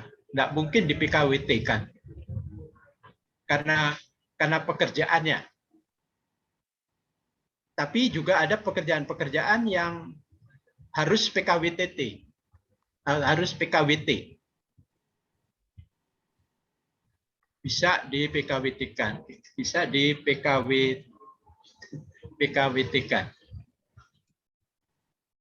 Sehingga kalau pekerja itu membutuhkan pengusaha itu membutuhkan PKWT, tidak mungkin mem-PKWT-kan. Kalau sebaliknya, kalau perusahaan itu membutuhkan PKWTT, tidak mungkin mem-PKWT-kan. Sehingga PKWT itu merupakan pilihan tergantung pada kebutuhan atau jenis pekerjaannya. Saya kira demikian. Baik. Terima kasih, Prof. Saya maju ke pertanyaan yang lain, Prof. Ini ada 2 pertanyaan dari Pak Rudi Arman Saragi. Terima kasih Pak Rudi atas pertanyaannya. Yang pertama, Prof, bagaimana hukumnya apabila perusahaan tidak memiliki PKB, yang ada hanya PP? Apakah harus dibuat PKB-nya? Itu pertanyaan pertamanya dari Pak Rudi, Prof. Lalu yang kedua... Enggak, satu persatu aja ya? Oh baik, silakan Prof. Ya. Mengenai PKB, itu tergantung pada perusahaannya. Adakah serikat pekerjanya? PKB. Kalau di perusahaan itu tidak ada serikat pekerja, kemudian mempekerjakan pekerja lebih dari 10 orang, itu wajib membuat peraturan perusahaan. Wajib membuat peraturan perusahaan. Tapi kalau di perusahaan itu ada serikat buruhnya, dan serikat buruhnya itu meminta kepada pengusaha untuk membuat PKB, maka ajakan dari serikat buruh itu harus dilayani oleh pengusaha. Jadi harus ada PKB di situ. Kalau ada keinginan dari serikat buruh untuk membentuk PKB. Yang jelas di sana minimal 10 orang itu bisa membentuk serikat buruh. Nah, itu. Saya kira demikian. Wajib atau tidak itu tergantung pada ada tidaknya serikat buruh. Ya. Baik, dikembalikan lagi dengan kondisi lingkungan kerjanya ya Prof ya. Apakah memungkinkan, apakah itu urgensi dan lain sebagainya. Ya. Baik, Prof masih dari penanya yang sama Pak Rudi. Untuk Undang-Undang Ketenagakerjaan kan sebetulnya masih tetap berlaku, Prof. Hanya sebagian yang memang dirubah di dalam Undang-Undang Cipta Kerja. Dan status kedudukannya sama-sama undang-undang nih, Prof. Ya. Tapi kenapa banyak perusahaan yang tidak mengerti dan langsung bulat-bulat memakai Undang-Undang Cipta Kerja sebagai acuan tanpa memperhatikan Undang-Undang 13 2003. Contohnya, seperti yang disebutkan oleh Pak Rudi, adalah PHK. Pihak perusahaan selalu mengancam dan menakut-takuti bahwa perusahaan bisa kapan saja untuk memecat karyawan kalau memang tidak suka. Bahkan hari itu juga.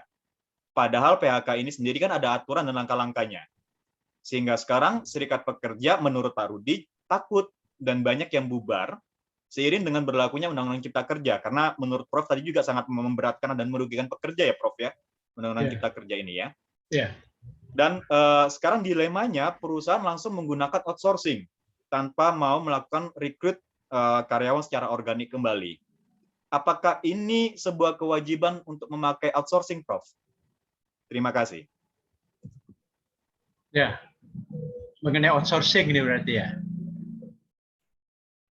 Outsourcing itu adalah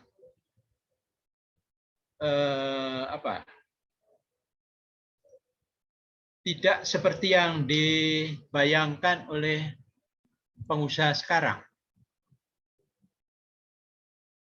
Outsourcing adalah penyerahan pekerjaan, bukan penyerahan pekerja. Kalau kita lihat dalam Undang-Undang Cipta Kerja, itu adalah penyerahan pekerjaan. Jadi ada perusahaan yang menerima pekerjaan dari perusahaan lain.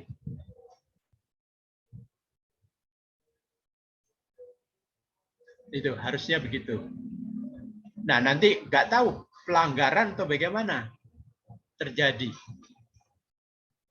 Ada perusahaan outsourcing yang menyerahkan pekerja. Nah, kan beda, menyerahkan pekerja dengan menyerahkan pekerjaan. Itu berbeda sekali. Jadi artinya outsourcing itu pekerjaan pemborongan pekerjaan. Pemborongan pekerjaan. Jadi yang diborongkan adalah pekerjaannya. Kalau menggantikan pekerja-pekerja yang sekarang ini dengan outsourcing, itu tidak mungkin. Bagaimana mungkin terjadi? Pasti terjadi outsourcing yang penyerahan pekerja tadi, bukan penyerahan pekerjaan. Saya kira demikian. Oleh karena itu, outsourcing ya penyerahan pekerjaan yang harus dinikan. Baik, terima kasih, Prof. Jadi menurut Prof, konstruksi hukumnya terhadap outsourcing yang terjadi sekarang ini banyak kekeliruan ya, Prof ya? Ya. Sehingga terjadi eksploitasi delum parlum. Eksploitasi dari manusia ke manusia yang lain. Bukan pekerjaannya yang diserahkan, melainkan pekerjanya yang diserahkan kepada perusahaan. Seperti itu ya, Prof ya? Ya, betul. Dan seharusnya tidak seperti itu, dan itu apabila masuk ke pengawasan bisa dikenakan sanksi seperti itu ya Prof ya. Ya. Baik. Prof, ini saya berikan kesempatan untuk salah satu peserta karena beliau terlihat sangat antusias dan ingin bertanya langsung karena beliau mengirimkan beberapa pertanyaan. Saya persilakan Pak Oyong Darwan. Bapak bisa dibuka untuk mute-nya. Silakan Pak. Terima kasih Pak Thomas. Selamat. Bisa mendengar suara saya Pak? Bisa. Bisa ya. Selamat siang Prof. Selamat siang. Izin bertanya Prof. Ya, oke, silakan. Tadi Prof menyampaikan bahwa kaidah otonom itu landasannya kan BW, khususnya pasal 1338 dan 1320 BW ya Prof ya. Ya. Nah, pertanyaan saya, jika terjadi pelanggaran terhadap kaidah otonom tadi, jika terjadi pelanggarannya, apakah di ranah perdata umum atau PPHI? Nah, misalnya ada dispute dalam isi PKB, Prof. Apakah itu gugatan perdata umum, dalam hal ini wan prestasi atau PMH, atau termasuk perselisihan hak dalam Undang-Undang Nomor 2 Tahun 2004, atau hybrid, dua-duanya bisa gitu loh, Bro. Demikian, Prof. Terima kasih. Ya. Oke, coba saya belum jelas ini. Perselisihan tentang ketentuan-ketentuan dalam PKB itu apa? Apakah mengenai pelaksanaannya? Ataukah Contohnya mengenai pelaksanaannya, Prof. Pelaksanaannya. Ya, misalnya dalam PKB. Dan kepentingan. Jadi misalnya begini. Misalnya dalam PKB diatur mengenai cuti tahunan. Ya, itu dilanggar oleh perusahaan misalnya. Nah, kalau dilanggar, kalau itu dilanggar oleh perusahaan, berarti itu adalah perselisihan hak. Sebab seharusnya dia diberikan 12 hari kerja, tapi kemudian dia hanya diberikan 10 hari kerja. Nah, pekerjanya kan menuntut itu yang 2 hari lagi. Untuk menuntut cuti tahunan harus diberikan 12 hari kerja. Kalau dalam PKB diatur dalam 14 hari kerja, berarti harus diberikan 14 hari kerja. Kalau diberikan kurang, berarti terjadi perselisihan hak. Itu perselisihan hak. Kemudian perselisihan kepentingan. Perselisihan kepentingan terjadi kalau ada perubahan tentang syarat-syarat kerja yang diatur dalam PKB tadi. Jadi misalnya dalam PKB lama tentang cuti tahunan adalah 12 hari kerja. Kemudian dalam perundingan berunding 14 hari kerja. Nah, itu adalah perselisihan kepentingan namanya. Yang lama adalah 12 kerja, dirubah menjadi 14 hari kerja. Itu perselisihan kepentingan.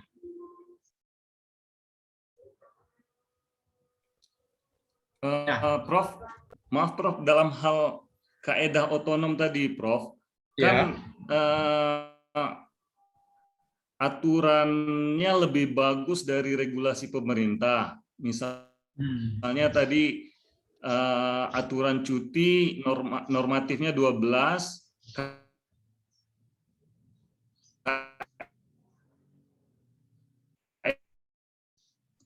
Pak Oyong sepertinya suaranya sedikit jauh ya, terputus-putus Pak.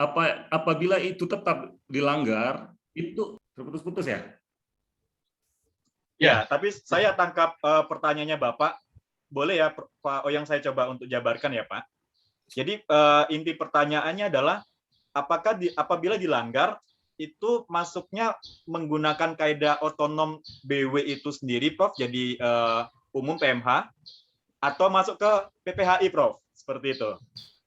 Ini udah bagus belum suara saya? Silakan Pak Oyong, apabila ada yang ditambahkan. Ya, misalnya di kaedah otonom diatur kan lebih bagus dari pemerintah, dari normatif dari pemerintah, Prof. Ya. Nah, ambil contoh yang tadi Prof sampaikan, cuti itu diatur 14 hari atau 20 hari gitu kan. Ya.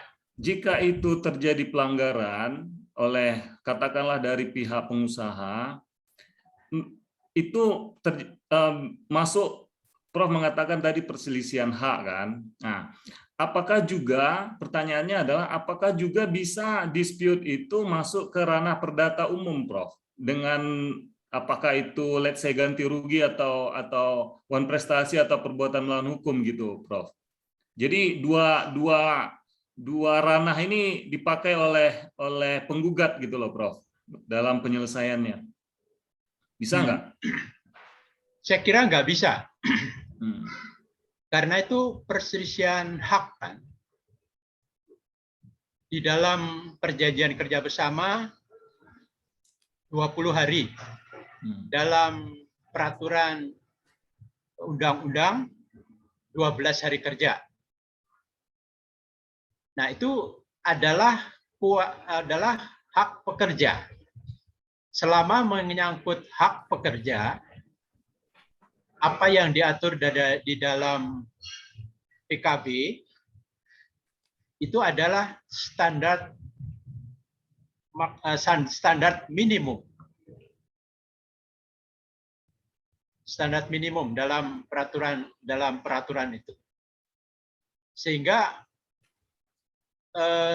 ketentuan 20 hari kerja itu berlaku.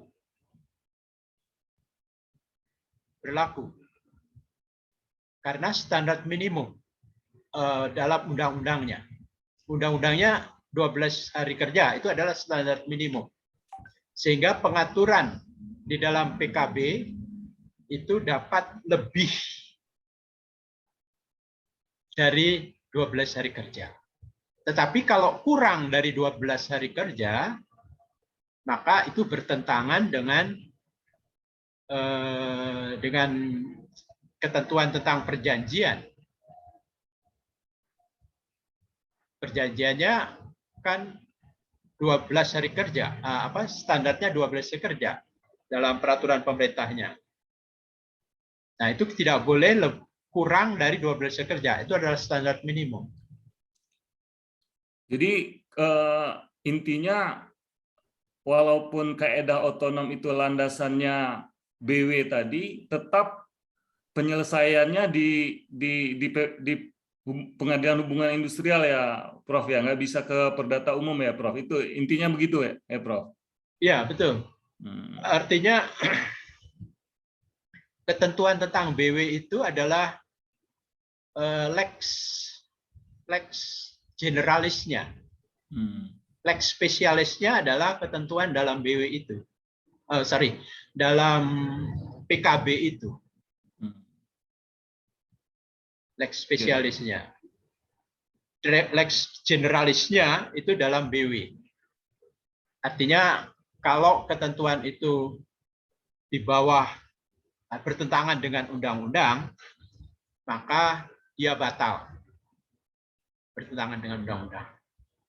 Kan syarat 1320 itu harus memenuhi syarat sahnya perjanjian kan? Perjanjian PKB itu harus tidak boleh bertentangan dengan undang-undang, itu aja. Nah, kalau 20 hari kerja itu bertentangan apa tidak? Itu tidak bertentangan karena lebih baik dan merupakan standar minimum dalam perjanjian, dalam peraturan pemerintah itu.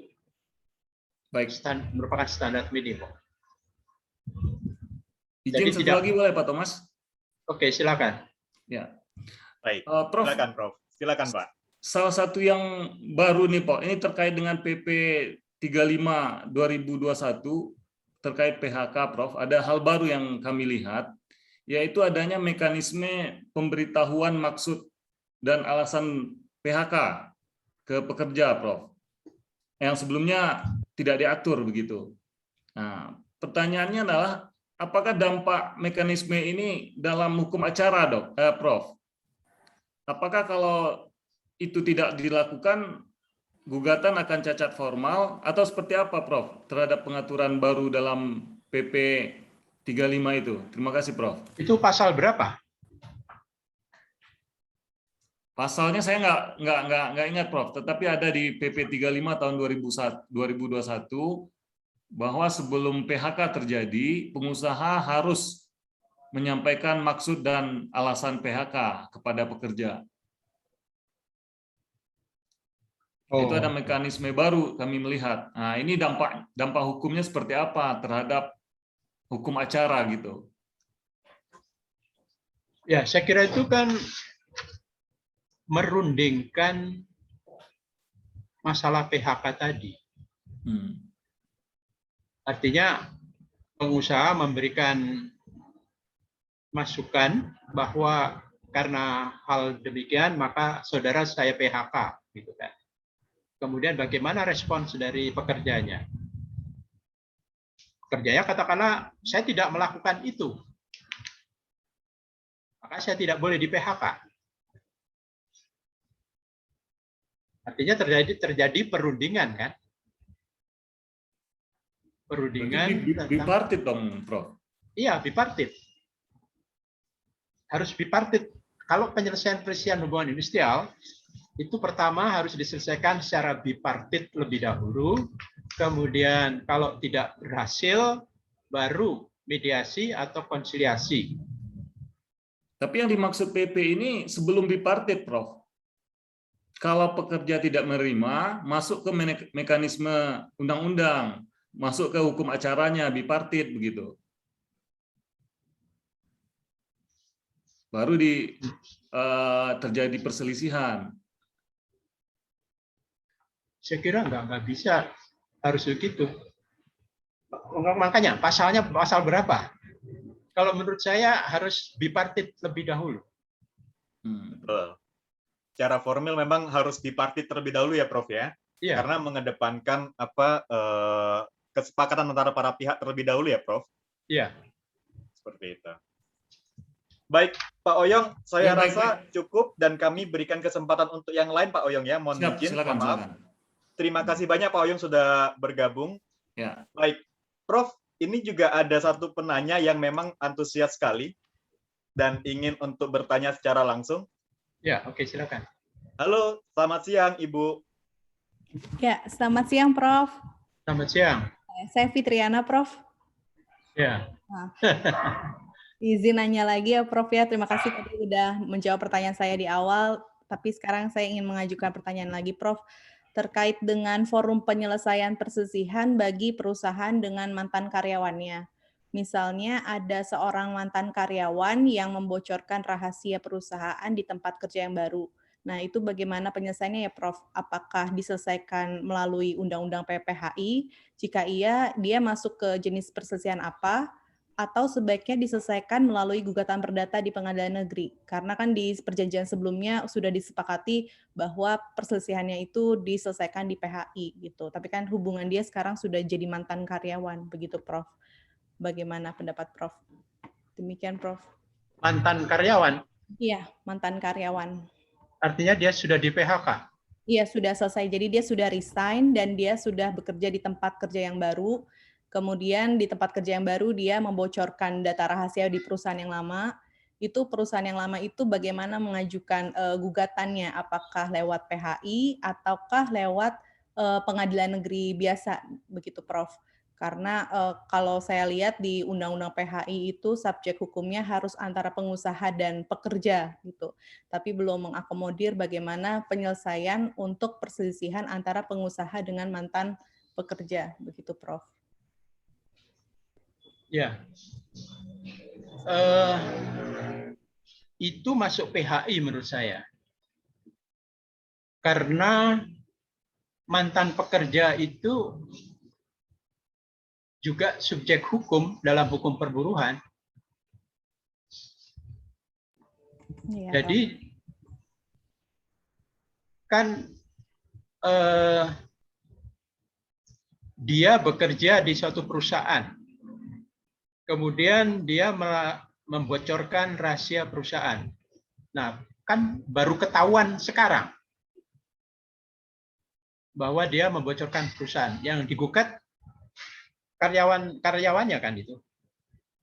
Iya, Prof.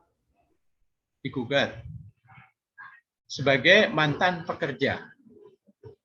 Nah, pekerjaannya kan dilakukan pada saat dia bekerja, membocorkan rahasia perusahaan itu.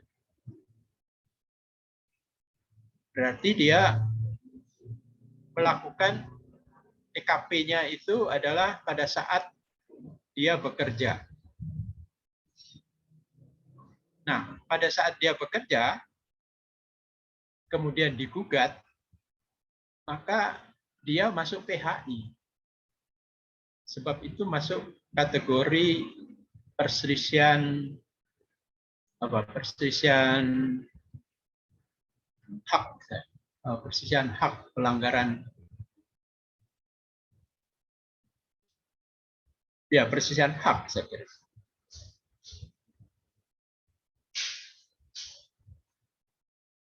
Seperti contohnya misalnya karyawan yang di PHK tetapi PHK-nya itu masih belum sah, ya, belum sah. Karena belum sah, maka perkara-perkaranya itu adalah perkara di PHI.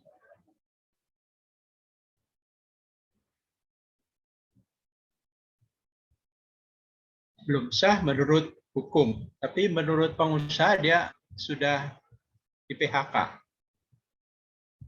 Sudah sah.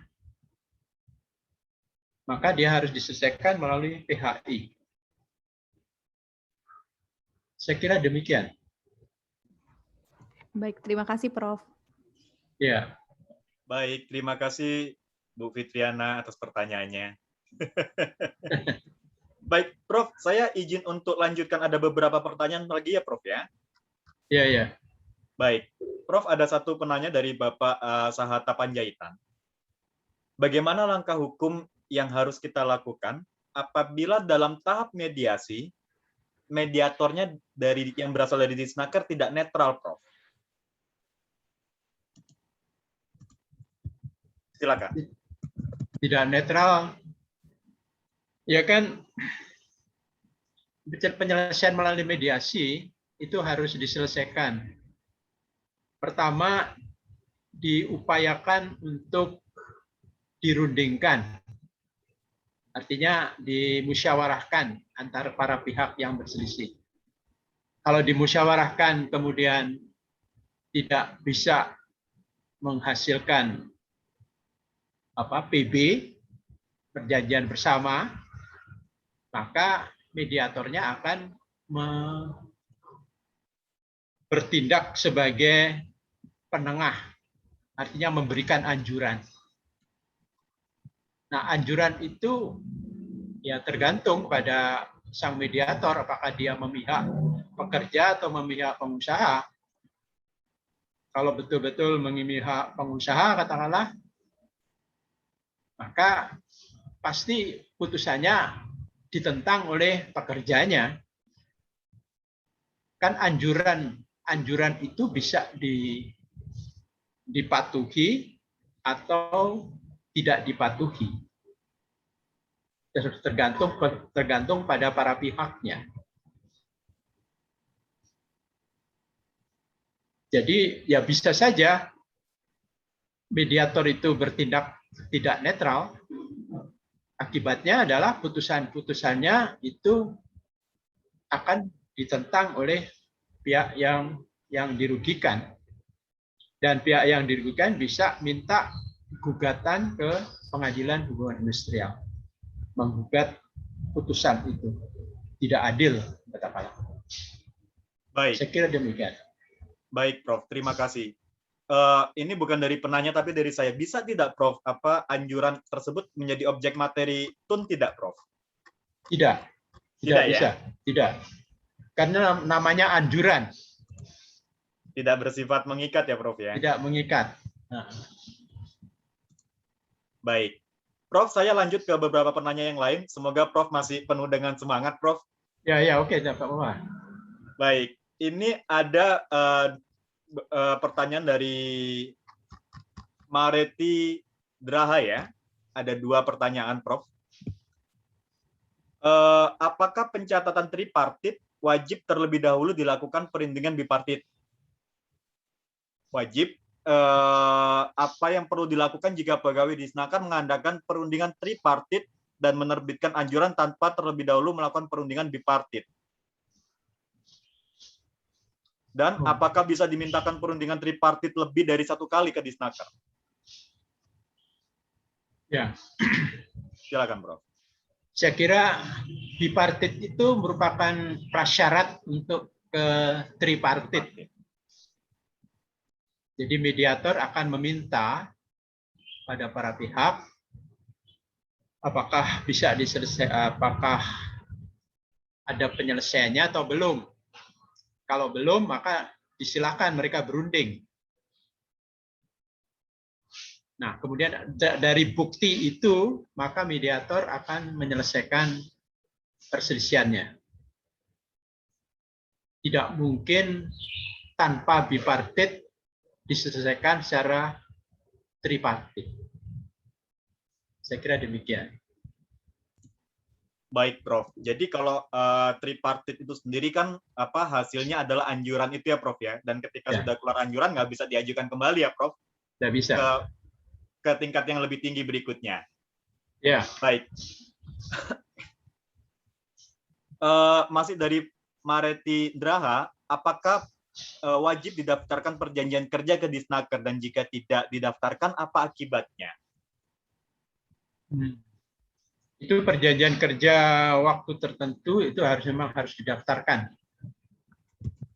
Kalau tidak didaftarkan bisa berubah menjadi perjanjian kerja waktu tertentu. Itu ketentuannya demikian. Jangka waktunya 7 hari ya, Prof ya? Iya. Baik.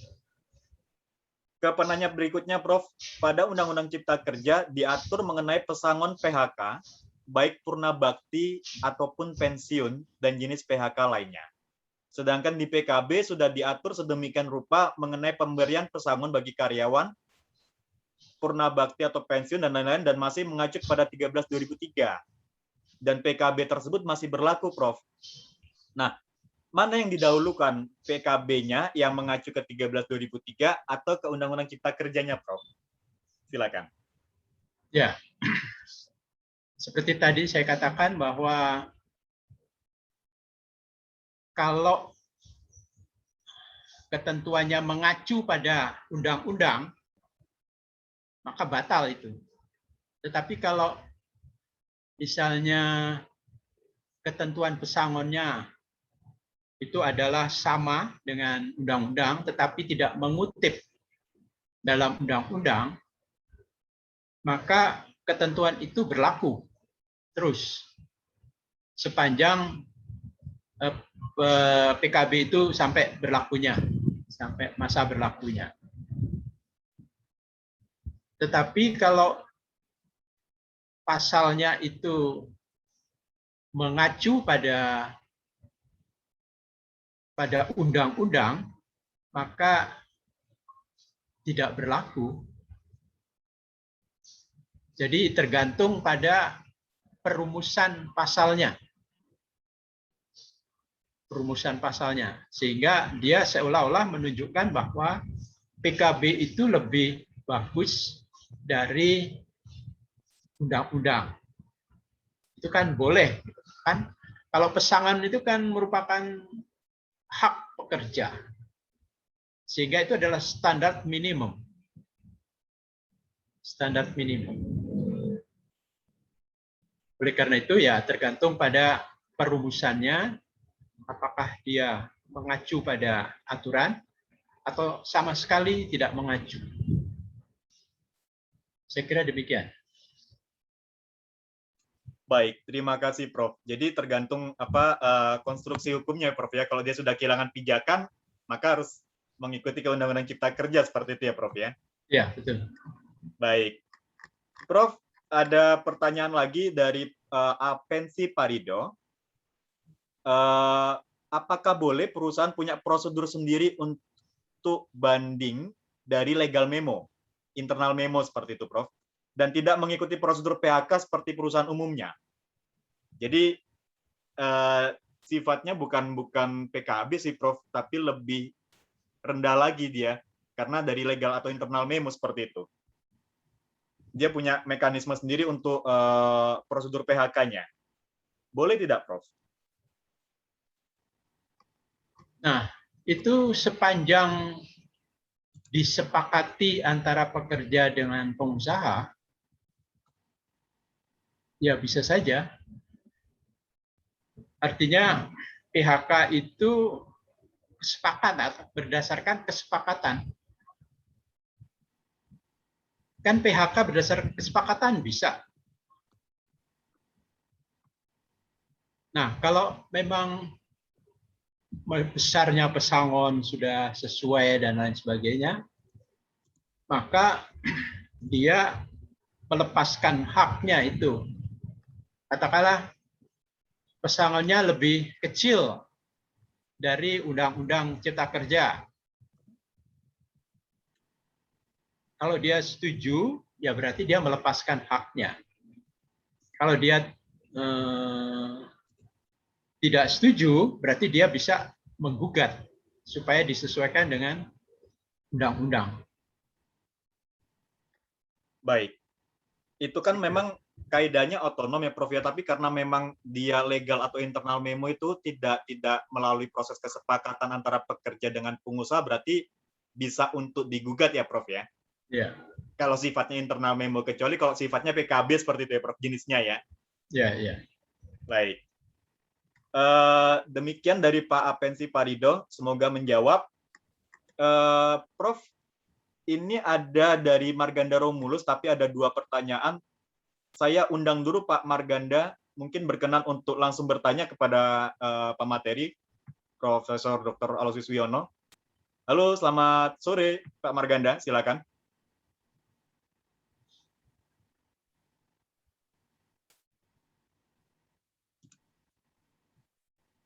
Halo, selamat sore Pak Marganda.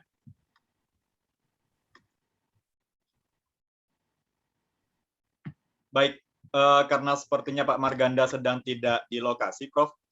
Saya langsung bacakan saja ya pertanyaan dari Pak Marganda. Ya. Undang-Undang Cipta Kerja mengubah ketentuan dalam pasal 59 Undang-Undang Ketenagakerjaan, di mana di dalam pasal 59 tersebut terdapat 8 ayat, yang mana ayat 1 sampai 3 pasal 59 Undang-Undang 13/2003 masih dipertahankan dalam Undang-Undang Cipta Kerja, sedangkan ayat 4 sampai 8 itu dihapus. Di dalam pasal 59 ayat 4 Undang-Undang Ketenagakerjaan disebut bahwa perjanjian kerja waktu tertentu atau PKWT yang didasarkan atas jangka waktu tertentu dapat diadakan paling lama 2 tahun dan hanya boleh diperpanjang 1 kali untuk jangka waktu paling lama 1 tahun. Sehingga akibatnya banyak sekali pemberi kerja yang beranggapan bahwa dengan dihapusnya ketentuan pasal 59 ayat 4 Undang-Undang 13/2003, maka perusahaan dapat membuat PKWT sekalipun jenis pekerjaan diberikan adalah yang selalu ada atau terus-menerus, bukan musiman atau bersifat sementara. Nah, pertanyaannya, apakah Kepmenaker Trans nomor 100 tahun 2004 yang merupakan peraturan pelaksanaan dari pasal 59 itu masih berlaku, Prof? Kepmen berapa? Kepmen 100 tahun 2004, Prof. 100/2004. Itu masih berlaku atau tidak? Ya, pertanyaannya demikian, Prof. Nah, Kepmen 104 sepanjang tidak bertentangan, ya masih berlaku. Tapi kalau bertentangan, maka tidak berlaku. Kan begitu dasarnya. Jadi ketentuan-ketentuan lama itu kalau dicabut, berarti ada pasal-pasal tertentu yang bertentangan atau tidak bertentangan. Nah, sepanjang bertentangan dengan ketentuan baru, maka tidak berlaku. Tapi kalau tidak bertentangan, maka tetap berlaku. Baik. Kalau dari sudut pandang Prof, konstruksi hukumnya gimana nih Prof? Karena dari pasal 59 itu sendiri kan ada yang dianulir, digantikan dengan norma yang ada di Undang-Undang Cipta Kerja, tapi ada yang masih berlaku, Prof.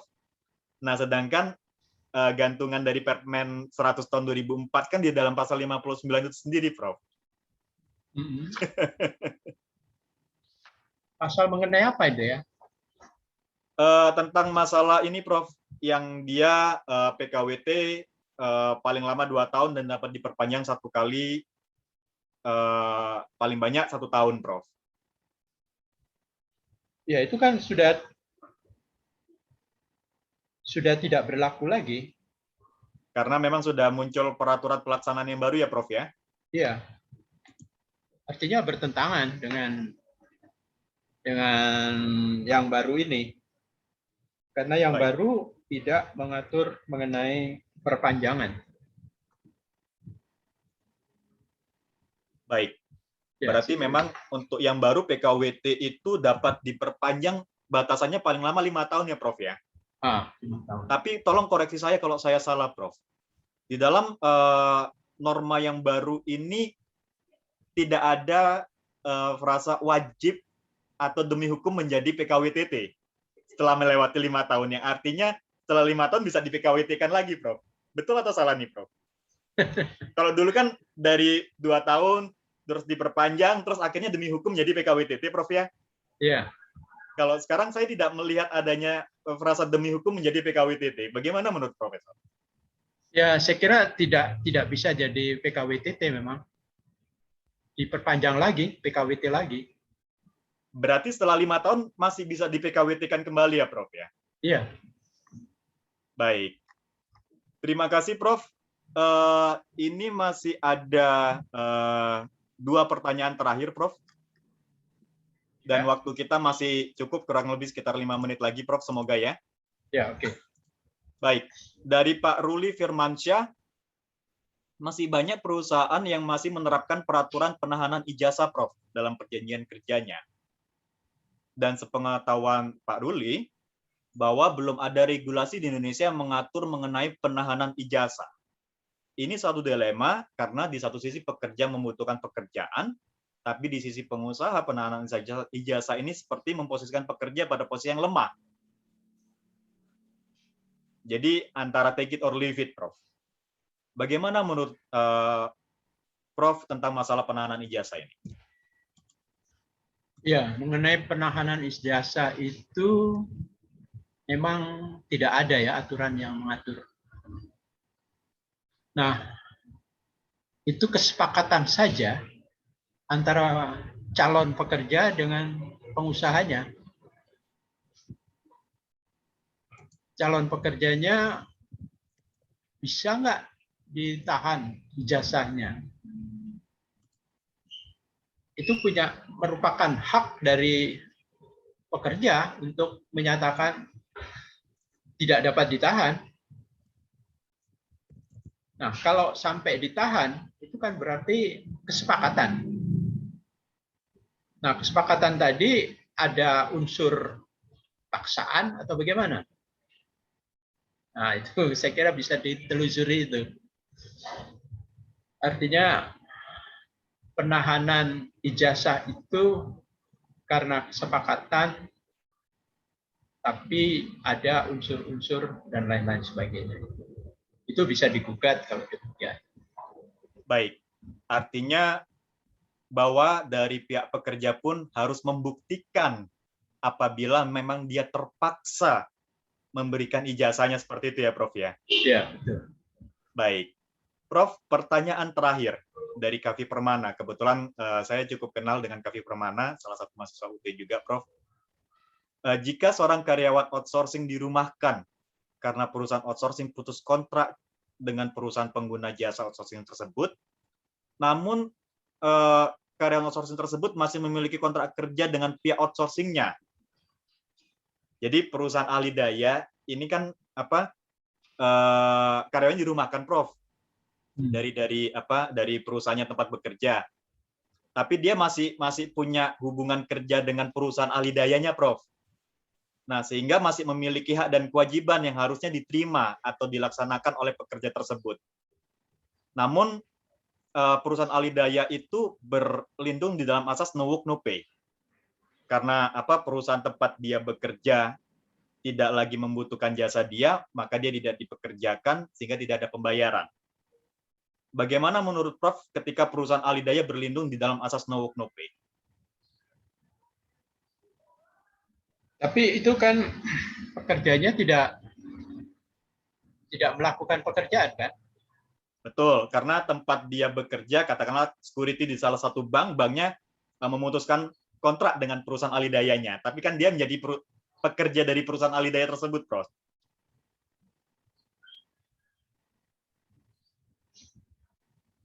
Ya. Itu berarti kalau menurut konstruksi hukum outsourcing yang sekarang, dia adalah pekerjanya outsourcing. Betul. Oleh karena itu, kalau dia tidak melakukan pekerjaan, itu bukan karena kesalahan dia, tetapi kesalahan dari perusahaan outsourcing itu. Maka dia berhak untuk mendapatkan upah selama dia tidak bekerja